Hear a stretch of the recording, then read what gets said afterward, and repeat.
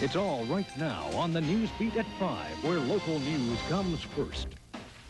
A Detroit woman who delivered a live baby during a late-term abortion 14 years ago is suing the hospital and the doctor who performed the procedure. She claims crucial life support was withheld after the live birth, support that would have prevented severe brain damage.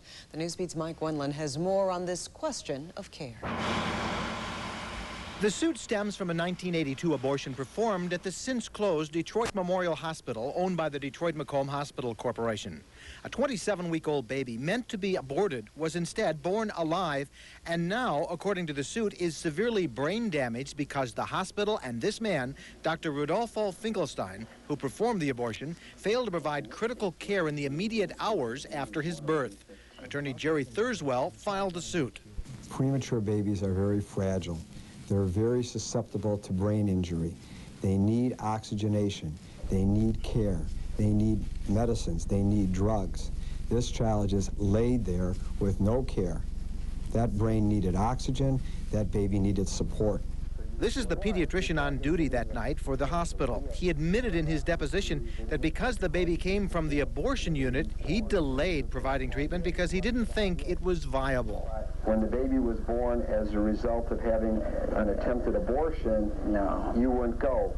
No, unless, because I know they are not viable, and unless we're just going to support them if they are alive, and then you see what happens. Yeah, see what happens. Dr. Finkelstein was not available for comment today, but here's what he said in his deposition last fall.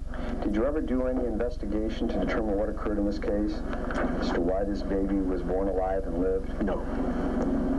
Did you ever talk to anybody about it? No.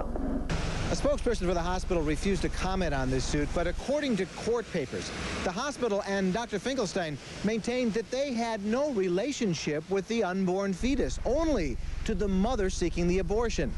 That position was rejected on Friday by Judge Michael Callahan, who ruled that not only is there a special relationship with an unborn fetus, but there is an obligation on the part of the abortionist to correctly estimate the gestational age of that fetus.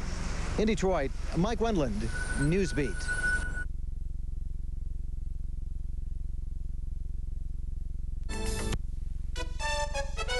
From WXYZ, where 7 stands for news, this is Channel 7 Action News, 5 p.m.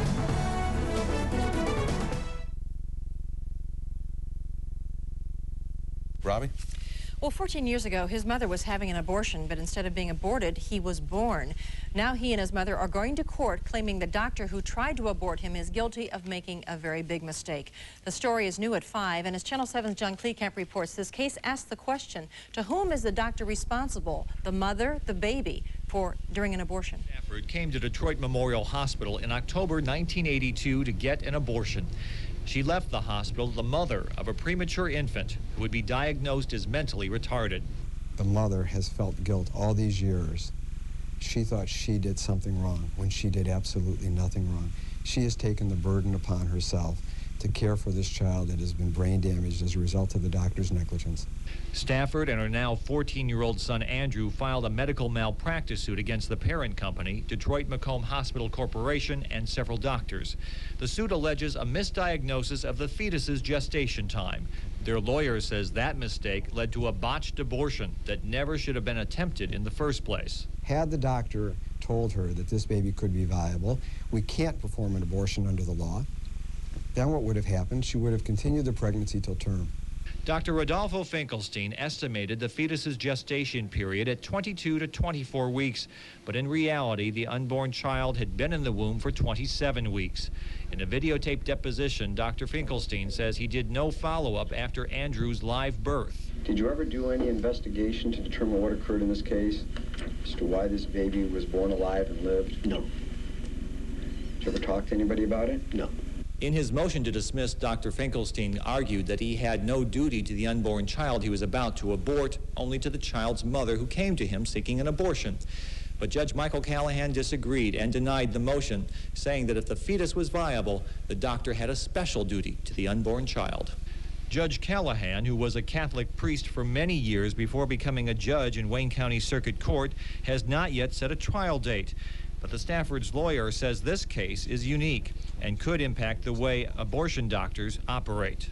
Well, hopefully this will be published in every medical journal that an abortionist has a duty to the unborn child. He has a duty and responsibility. It's not just to the mother.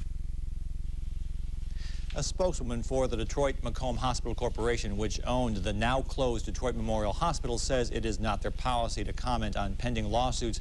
The family is seeking damages to cover a long list of items that include medical expenses and supplies, special education, and lost wages. Mike? All right, thanks, John.